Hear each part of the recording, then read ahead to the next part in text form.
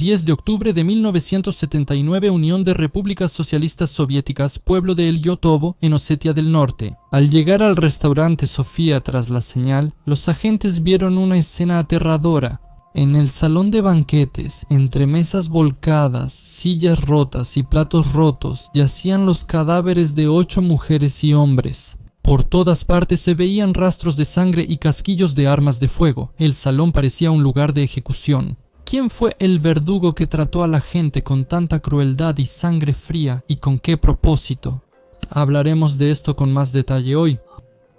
Entre jóvenes y adultos en general, entre cierto tipo de personas, existe la certeza de que no había bandas criminales ni crímenes sangrientos y notorios en tiempos de la Unión Soviética, solo robos, pequeños actos de vandalismo y conflictos domésticos. Pero no es así. Los bandidos, capaces de cometer crímenes graves e inhumanos, también existían entonces. Osetia del Norte es una de las repúblicas autónomas de la ex Unión de Repúblicas Socialistas Soviéticas, ubicada en pintorescas montañas, rodeada de ríos con cascadas y rápidos encantadores. El propio Pushkin visitó estos lugares en 1829 y dejó su autógrafo en el minarete de Tartupa, ubicado en las estribaciones del Kazbek, cerca del pueblo de Ilyotova. La república fue y sigue siendo un rincón paradisíaco para los turistas. Aquí hay un clima suave, muchas atracciones naturales e históricas, así como balnearios y sanatorios famosos en todo el país. De toda la Unión de Repúblicas Socialistas Soviéticas, miles de personas venían allí cada año para descansar. Los habitantes locales ganaban buen dinero con los visitantes, vendiendo vinos caseros, verduras, frutas y souvenirs. El número de osetios acomodados era grande, y los criminales de todo tipo lo sabían muy bien. Formaban bandas, atacaban y robaban, a algunos los atrapaban y encarcelaban, mientras que otros, más afortunados, lograban evitar el castigo durante mucho tiempo. Los fundadores de una de esas bandas afortunadas fueron Aslan Gigirov y Ruslan Gubochikov. Ambos nacieron y crecieron en remotos pueblos de montaña, pero no tenían ningún deseo de dedicarse a un trabajo honesto. Al visitar ciudades notaban otra vida, autos, restaurantes caros y billetes. En el Cáucaso no se fomentaba la modestia, pero se valoraban el coraje y la valentía. Los jóvenes pastores, sin saber cómo hacerse ricos honestamente, optaban por el camino más fácil, el crimen. Todo empezaba con pequeños robos de objetos personales y ganado. Pronto quedó claro que no se podía hacer rico rápidamente de esa manera. Los amigos decidieron actuar en grande. A través de conexiones criminales consiguieron 2 pistolas Tokarev y una escopeta recortada. Ahora podían dedicarse a robos más lucrativos. En 1975, junto con 2 nuevos miembros que se unieron a la banda, Shagenov y Bitsuev, sus cómplices, llevaron a cabo un asalto a la sociedad de consumo de Lisken. Después de quitarle la vida al vigilante, se llevan 3.000 rublos de la caja registradora. El primer botín considerable y el crimen no resuelto los inspiran a cometer más fechorías. Los siguientes ataques no se hicieron esperar. En 1975, en Nalchik, capital de Kabardino-Balkaria, ocurrió un asalto al Café Vesna. Los bandidos armados robaron unos 2.000 rublos de la caja y huyeron antes de que llegara la policía. Después, en Digar, Osetia del Norte, fue asaltada una tienda departamental. Armados, los bandidos robaron más de 2.000 rublos de la caja y nuevamente no lograron atrapar a los asaltantes. Tras los audaces ataques, la dirección del Ministerio del Interior de la República Socialista Soviética Autónoma de Osetia del Norte decidió reforzar y patrullar las zonas más concurridas. Se enviaron boletines con las descripciones de los bandidos. Las grandes tiendas fueron puestas bajo vigilancia externa. Al sentir el peligro, la banda de Getirov decide cambiar temporalmente de actividad. De la institución gubernamental, ellos cambian a casas particulares.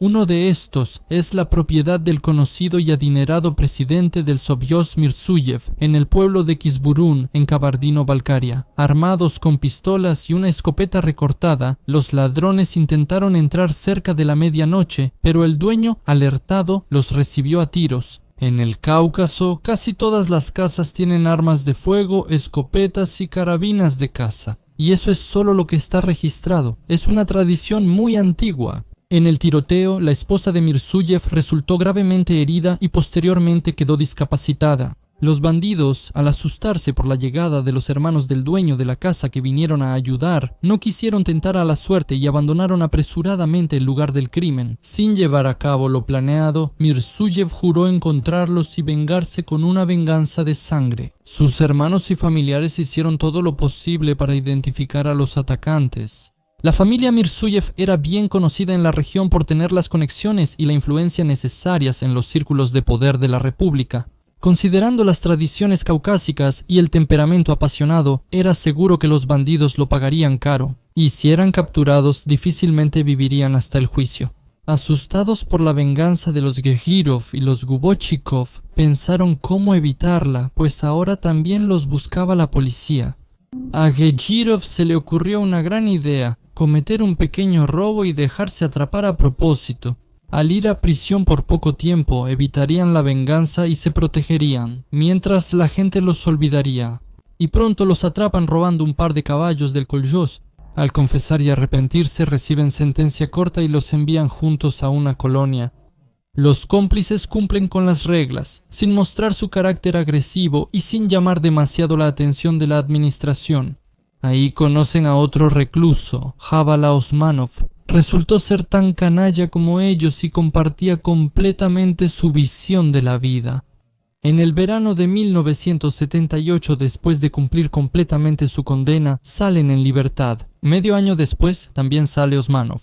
Ahora nada puede detenerlos de cometer robos y asaltos. Por recomendación de Osmanov, se unen dos más a la banda, Kiarov y Shagenov. Ambos ya habían estado en prisión por robo. Tras estar en prisión y volverse enemigo de la sociedad socialista, Osmanov demostró ser más que un simple criminal. Siendo astuto, precavido e inteligente por naturaleza, rápidamente se ganó el respeto entre los bandidos de Gegirov. Su habilidad para convencer y su talento natural como psicólogo pronto atraerán a más personas a la banda, iguales que él, despiadados desalmados, dispuestos a cometer crímenes crueles e inhumanos por dinero. La banda crecía y para armar a sus miembros, Gegirov y Osmanov, ya mano derecha del líder, decidieron asaltar el arsenal de la colonia correccional de Nalchik. Gegirov decía que su amigo de la infancia, Gajev, principal controlador del centro de detención, estaba dispuesto, aunque no gratis, a duplicar la llave del cuarto de armas. Con su ayuda se pueden abrir las puertas y robar los fusiles Kalashnikov. La banda requería armas automáticas para atacar objetivos administrativos clave, bancos, cajas de granjas colectivas y empresas de transporte. La operación era totalmente secreta. Para evitar filtraciones de información, solo 3 personas lo sabían: Osmanov, Gegirov y Gubochikov. En la incursión por armas, Gegirov solo llevó a Gubochikov, porque si fallaban, al menos una persona con autoridad debía permanecer en la banda. Por la noche, los bandidos se infiltraron en el arsenal y tras aturdir y atar al guardia, intentaron entrar al almacén de armas. Pero o la copia resultó ser falsa, o la alarma que los ladrones no desactivaron se activó. No abrieron las puertas, tomaron el rifle automático del guardia y huyeron de la escena del crimen. Tras un ataque tan audaz, el Ministerio del Interior de la República forma un grupo especial. Buscan a los bandidos día y noche, pero los agentes no logran encontrar el rastro de los atacantes. Se decide reforzar la seguridad de los principales objetos estatales. El fracaso causó descontento en la banda, aunque las razones no les importaban mucho. Lo principal es que Gegirov no cumplió lo prometido. En la reunión se decidió que Gegirov cede el puesto de jefe de la banda a Osmanov. Las acusaciones amistosas, las relaciones y la aprobación unánime de transferir el poder evitaron un enfrentamiento sangriento entre los líderes. El nuevo jefe toma el asunto en serio. La banda se refuerza con nuevos miembros a través de viejos conocidos. Se compran armas y municiones y se crea una red de informantes y cómplices. En poco tiempo, con Osmanov al mando, la banda tenía 36 matones. Al decidir que ya tienen suficiente fuerza, planea atacar la sucursal del Banco Estatal en Nalchik, pero la noche antes del ataque cambia de opinión. A través de su contacto se enteró de que recientemente la seguridad del Banco Estatal fue reforzada con empleados armados de BOJR y que en la zona patrullan constantemente 3 patrullas de la policía. La precaución y la visión a largo plazo en esa ocasión salvaron a su gente de una muerte segura en un tiroteo. Osmanov decide cambiar de táctica. Divide a todos los miembros de la banda criminal en pequeños grupos de 3 a 4 personas. Les da armas y distribuyéndolos por las zonas los envía en redadas por los pueblos, indicando dónde y a quién es mejor robar. La mayoría de las víctimas de asaltos ni siquiera denuncian a la policía. El temor a represalias hacia sus seres queridos hace que hasta los más valientes callen. Grandes sumas llegaban a la caja común de la banda criminal. El líder solo prohibía robar a las víctimas. Las joyas, a través de ellas la policía podía rastrear fácilmente el rastro. Él mismo, junto con Gewirov, Gubachikov y el peligroso reincidente Kiarov, se encargaron de aumentar la flota de autos de la banda. Armados con una metralleta y pistolas, se preparaban para desatar un verdadero infierno en el Cáucaso. Kabardino-Balkaria y Osetia del Norte sufrieron una ola de crímenes sangrientos y crueles sin sentido. A la orilla de la carretera del Cáucaso, en el camino a Piatigorsk, se encontraron 2 cadáveres que habían sido acribillados con pistolas. El matrimonio Gasumov, que volvía a casa en Azerbaiyán tras vender frutas en el mercado, nunca recuperó su auto. Tampoco se encontró el dinero que habían ganado en el mercado. Poco después, en la misma carretera, un poco alejada del camino, se encontró un auto calcinado en el que los agentes hallaron 2 cadáveres, uno masculino y otro femenino. Durante la inspección se halló que les dispararon y luego incendiaron el automóvil. Cabe destacar que la mujer llevaba joyas de oro y el hombre tenía un reloj importado de alto valor. Los criminales no se llevaron nada de eso. Según los agentes, al notar a los bandidos, el hombre probablemente encendió el auto e intentó escapar de sus perseguidores. Abrieron fuego para matar. Los agujeros de bala en las puertas y los asientos confirmaron su sospecha. Los pasajeros muertos fueron quemados junto con el auto acribillado. Los crímenes continuaron. Una pareja casada, los Sakian, acudió a la policía. Contaron que se detuvieron en el camino de Piatigorsk a Nalchik para comer algo. Se les acercó un automóvil y las personas que salieron de él, apuntando con armas a la pareja, les ordenaron salir del coche. Querían matarlos ahí mismo, pero la mujer suplicó diciendo que en casa tenían 5 hijos y que no tenían a nadie más aparte de sus padres. Después de tomar el dinero, los delincuentes se fueron. El último de ellos se subió al automóvil de los esposos Sakian, les advirtió que guardaran silencio y siguió a sus cómplices. El auto Chiguli robado era de color rojo. Quedó claro que en la zona estaba operando una banda de ladrones organizada y bien armada. Sus crímenes destacaban por su extremo cinismo y crueldad. El objetivo eran el dinero y los autos de las víctimas. Una peculiaridad, no llevarse las joyas, se volvió la siniestra marca de los bandidos. A veces, el botín de los ladrones era insignificante, y entonces desquitaban su fracaso con toda su crueldad animal en sus víctimas. Así, durante el robo de otro automóvil, una pareja de ancianos y su hijo fueron brutalmente asesinados a tiros. Llevaban poco dinero y el auto era demasiado viejo para que valiera la pena robarlo. La policía de ambas repúblicas socialistas soviética autónoma estaba exhausta, pero en vano. Las víctimas estaban o muertas o tan asustadas que no podían describir claramente las características de los atacantes. El KGB de la Unión de Repúblicas Socialistas Soviéticas se une a la investigación. Se lleva a cabo una serie de actividades de búsqueda, se estudian los testimonios de testigos ocasionales y se verifica la implicación de todos los sospechosos en los crímenes.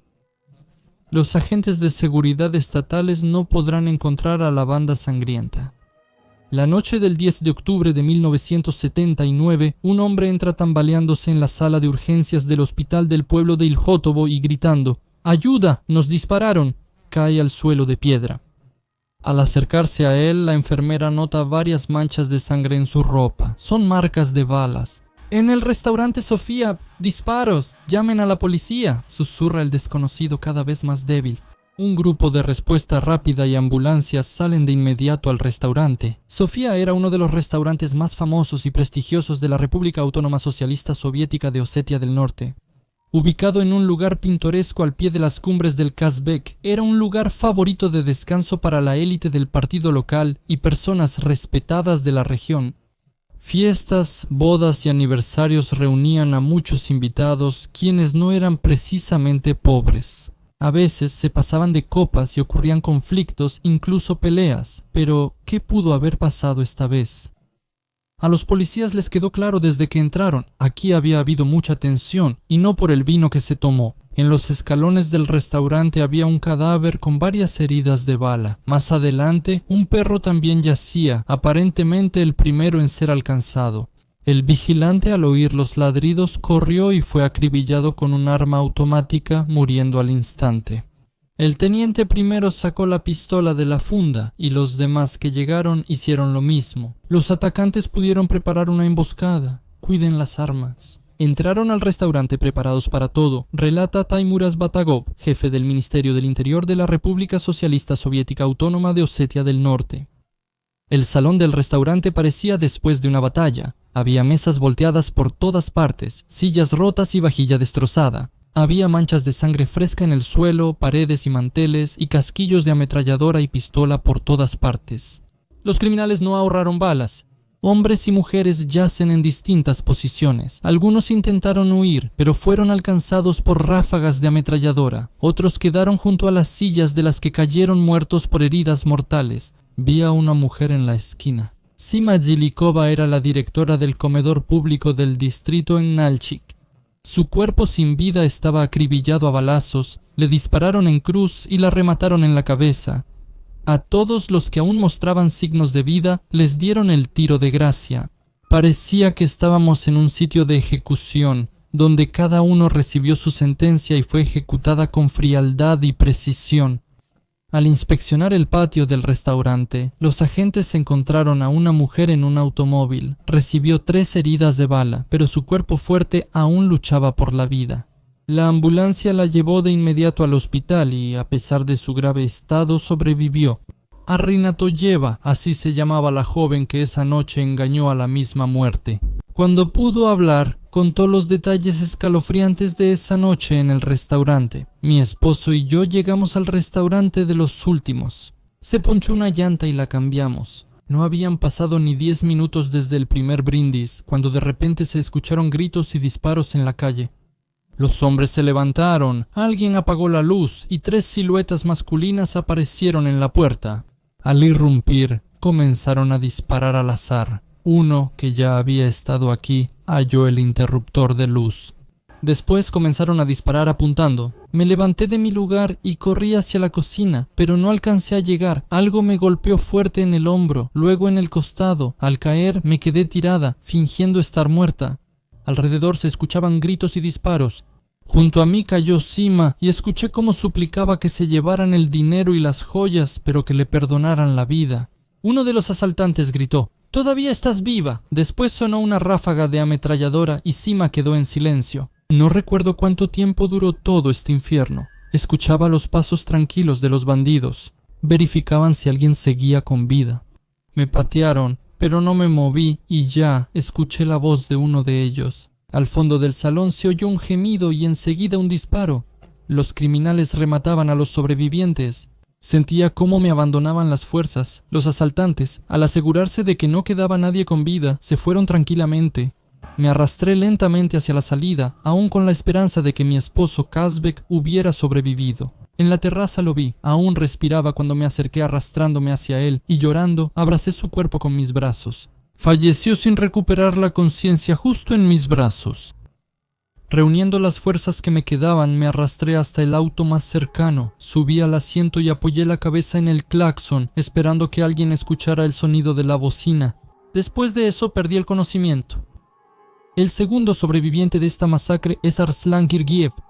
Al huir del restaurante fue herido por disparos y cayó en la terraza a 10 metros de la entrada. Al desmayarse seguía vivo. Los bandidos lo olvidaron al irse y eso lo salvó. Al recobrar el sentido se subió al coche y fue al pueblo más cercano, Iljótovo. En el hospital lo ayudaron. A los investigadores les contó lo siguiente. Al escuchar los disparos corrí hacia la salida. 3 personas subían las escaleras hacia mí. 2 tenían pistolas y el tercero una ametralladora. Al darme cuenta de que solo y sin armas no podría hacer nada, corrí por la terraza hacia el estacionamiento. Un segundo después me disparan, caigo y me desmayo. Al recobrar el sentido y ver que los bandidos se habían ido, llegué tambaleando a mi auto y fui a Sila por ayuda. El grupo de investigación, liderado por el viceministro del Ministerio del Interior de Kabardia-Balkaria, Mijail Alakaev, inició labores de inmediato. Mijail Alakaev relata: los criminales disparaban a la gente de manera metódica y despiadada para que no quedaran testigos y nadie pudiera identificarlos. Robaron la caja registradora del restaurante, pero solo contenía 700 rublos, una cantidad baja. A las víctimas no les quitaron nada, ni el dinero de las carteras ni las joyas. Ya hemos visto un modus operandi similar. La versión del robo era la más creíble, pero ¿por qué los bandidos no se llevaron las pertenencias personales de los clientes del restaurante? Tenían prisa. Es posible, pero entonces, ¿cómo explicar la calma con la que remataron a los sobrevivientes? La sobreviviente Sarina Toeva mencionó el hecho de que para el cumpleaños de Xime Seliyova debían llegar invitados importantes: la dirección del partido distrital, el fiscal y el juez de Nalchik. Sin embargo, con distintos pretextos, ninguno llegó al restaurante. Con base en esto, los investigadores plantearon la hipótesis de la eliminación física de los líderes locales del poder soviético. Todos los bandidos odian a quienes los persiguen y encarcelan, y buscan vengarse sin piedad. Es posible que, al enterarse por sus fuentes de la presencia de figuras del partido, quisieran organizar una ejecución ejemplar. La venganza explicaba el esmero con el que llevaron a cabo el fusilamiento. Hay que decir que en el Cáucaso muchos en ese entonces estaban descontentos con el gobierno. Desde la época de Stalin se recordaba la deportación de pueblos, la prohibición del Islam, el cierre de mezquitas y la imposición forzada del socialismo. Y si la gente común ocultaba esto cuidadosamente, temiendo caer en desgracia y perjudicar a sus familias, entonces los bandidos mostraban abiertamente su odio hacia los comunistas. También se formuló otra versión sobre la venganza personal de la anfitriona de la celebración. Se revelaron detalles sobre el despido de la encargada de la cafetería tras una inspección en el restaurante de Selikova. Al irse, prometió vengarse cruelmente de la directora. También recordaron a Gasayev, quien ebrio causó una pelea con empleados del restaurante. Llamaron a la policía, detuvieron al infractor y lo llevaron a la comisaría. Y era una persona complicada, con un pasado criminal, y bien podría haberse vengado con sus amigos de una manera tan bárbara. Incluso había una versión relacionada con la vida personal de Sima. Su ex esposo, con quien se separó hace poco, no le perdonó la ofensa y prometió públicamente castigarla por insultar su honor. Los investigadores estaban considerando todas las versiones. No importa por qué razón se cometió el crimen, lo importante es que los criminales sean encontrados cueste lo que cueste. Los expertos en balística no pudieron determinar el origen de la primera pistola Tokarev con la que dispararon los atacantes, pero la segunda pistola apareció recientemente en un crimen donde 2 personas fueron asaltadas y asesinadas. Los casquillos de ametralladora mostraron que era un AK-47 robado al centinela de Nalchik. Se hallaron casquillos similares en varias escenas del crimen, de la escurridiza y sangrienta banda criminal. Se volvió a interrogar a muchos testigos que pudieran aportar datos sobre las características de los atacantes.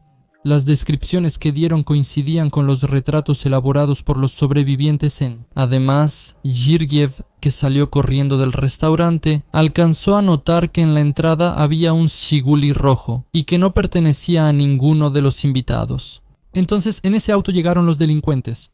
Todos los materiales sobre los ataques de la banda, acumulados durante varios años, fueron reunidos en un solo lugar. Por decisión de la dirección del Ministerio del Interior de la Unión de Repúblicas Socialistas Soviéticas, se crearon 2 cuarteles operativos en Osetia del Norte y Kabardia-Balkaria. La operación fue liderada por el general Volk, jefe del Departamento de Investigación Criminal de Moscú, quien llegó desde esa ciudad. Iniciaron los allanamientos, arrestos e interrogatorios de posibles sospechosos del ataque a Sofía. Ese periodo quedó en la memoria de los habitantes como eco de la represión de 1937. Las autoridades buscaban resolver el caso antes del 7 de noviembre, día de la Gran Revolución Socialista de octubre. Los investigadores presionaban a los sospechosos y usaban amenazas sin dudar. A veces realmente lograban resolver crímenes antiguos que ya se consideraban casos sin solución. Fueron detenidos varios ladrones reincidentes peligrosos que estaban en búsqueda a nivel nacional.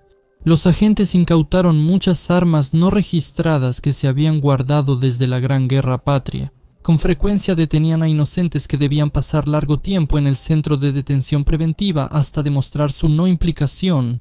Gracias a esa actividad de la policía, en 2 repúblicas la delincuencia disminuyó casi 5 veces.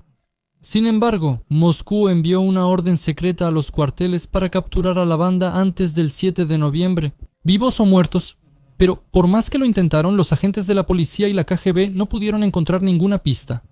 Obviamente los bandidos, al notar el peligro, se ocultaron. De depredadores pasaron a ser presas. Y quién sabe, tal vez esta vez también habrían logrado evitar la justicia si no fuera por su majestad, el azar. Una mañana de finales de octubre, una mujer llorando tocó la puerta del jefe de la policía distrital. Presentándose como Tamara Usmanova, con voz temblorosa contó que su esposo Jabala Usmanov intentó quitarle la vida. Él y su hermano llevan varios días bebiendo en su casa en el pueblo de Aushiger. Esta mañana, cuando se acabó todo el alcohol, su esposo decidió mandarla a la tienda por una nueva tanda. La mujer, que llevaba varios días escuchando insultos y humillaciones de los hermanos borrachos, se negó rotundamente a ir. Entonces Jabala fue al trastero y regresó con una pistola, poniéndosela en la cabeza a la mujer. Él gritó: «Te atreviste a desobedecer a tu esposo, o te vas ahora o te disparo como a un perro». Luego la golpeó en la espalda. La mujer asustada fingió estar de acuerdo, pero al salir de la casa no fue a la tienda, sino que corrió a la policía. Ella sospechaba de los crímenes de su esposo, ya juzgado varias veces, y temía que en una borrachera él pudiera matarla. Una hora después, un grupo operativo de 2 policías llegó a la casa de los Osmanov. Dejando la motocicleta con Saidekar en el patio, se dirigieron a la casa. Les quedaban unos 10 metros por recorrer cuando, de repente, apareció en la puerta un hombre bajo y de hombros anchos. En sus manos sostenía un fusil Kalashnikov. Los policías experimentados corrieron en distintas direcciones, sacando sus pistolas. Uno se ocultó tras el cobertizo, otro cayó entre los arbustos. Samorodin estaba ebrio. Osmanov no pudo reaccionar rápidamente ni abrir fuego de inmediato. Eso fue lo que los salvó. Disparó ráfagas cortas, apuntó a ambos, corrió a la motocicleta, se colgó el fusil y encendió el motor. En ese momento los agentes dispararon apuntando a las piernas. Esperaban que el bandido no pudiera escapar, que pudieran capturarlo vivo, aunque herido. Osmanov ya había estado en varios tiroteos, además era fuerte físicamente y 2 balas en la pierna no lo detuvieron. La motocicleta, levantando nubes de polvo, desapareció por el camino rural en dirección a la carretera del Cáucaso. Tras disparar más al bandido que huía, los agentes corrieron a la casa donde Tamara dijo que había otro, pero este escapó. Se perdió una oportunidad que surgió de forma afortunada. El general Volkov estaba furioso. El jefe de la policía local estaba frente a él, completamente rojo, como un niño que ha hecho algo malo. Sus hombres dejaron escapar a un miembro de esa misma banda, por cuya captura llevaban 2 meses durmiendo apenas 3 horas al día. El arma automática en manos del criminal lo confirmaba. Eran ellos. En la casa encontrarán un escondite con armas, pistolas Tokarev recortadas de escopetas de caza e incluso una pistola ametralladora Sudaev. El arsenal indicaba que la banda era grande y había que encontrarlos a todos, determinar la ruta según la gasolina, enviar grupos a todos los asentamientos del posible radio, bloquear carreteras e informar la situación cada 30 minutos. La voz, como un martillo, retumbaba en mis sienes, obligándome a repetir cada palabra en mi mente como un eco. Y que esta vez lo atrapen con vida. Al día siguiente, uno de los habitantes del pueblo de Kashkatau, que está a 10 kilómetros de Aushiger, detuvo a una patrulla de la policía que pasaba por ahí. Contó que ayer una motocicleta se acercó a su casa, que está apartada al final del pueblo. El hombre le apuntó con una ametralladora y ordenó que lo dejara entrar. El dueño, asustado, obedeció. Jabal, así se presentó, le ordenó que le vendara las piernas heridas y le prometió mucho dinero a cambio de su silencio. Al notar quién era, el hombre fingió aceptar, preparó botanas y vino, y cuando Jabal se emborrachó y durmió, huyó a buscar ayuda. A Osmanov lo capturaron dormido y en silencio, sin disparos.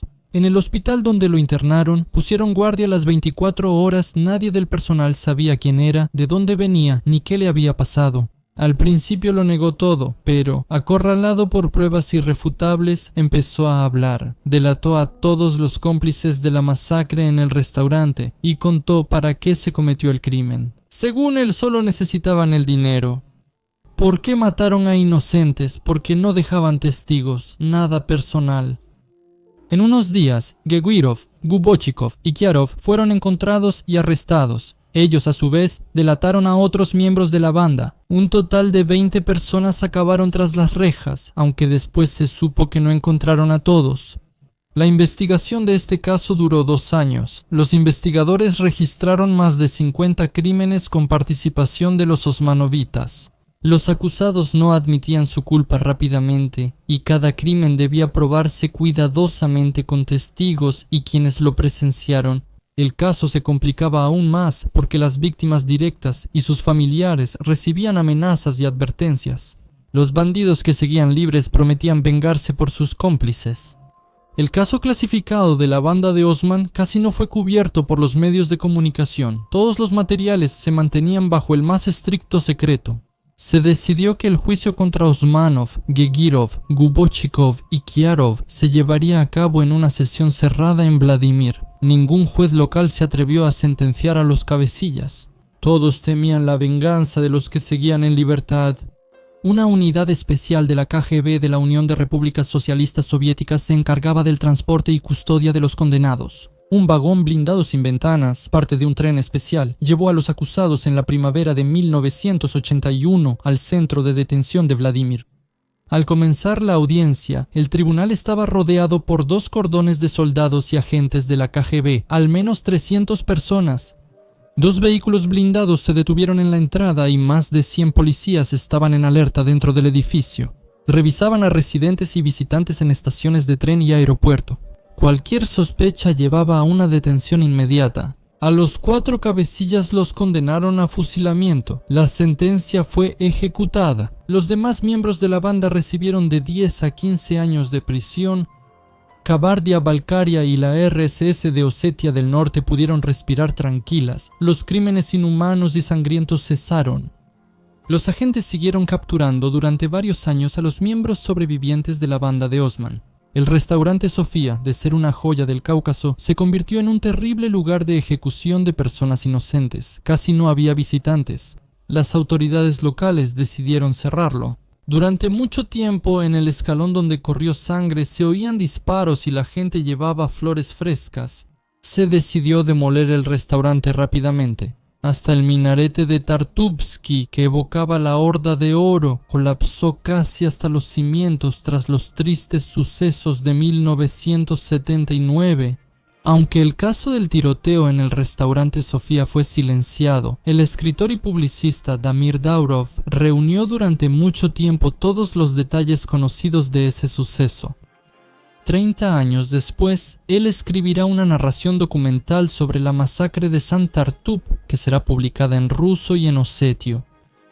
En el prólogo él escribió: "Crímenes como estos no prescriben. Debemos conocer y recordar nuestra historia para no repetir las páginas que nos causan dolor y tristeza. ¿Qué opinan sobre lo sucedido? Dejen comentarios y den like o dislike. Todo el material adicional y las fuentes las dejaré en el Telegram de Strash Naughty. Suscríbanse, ahí hay un montón de contenido extra".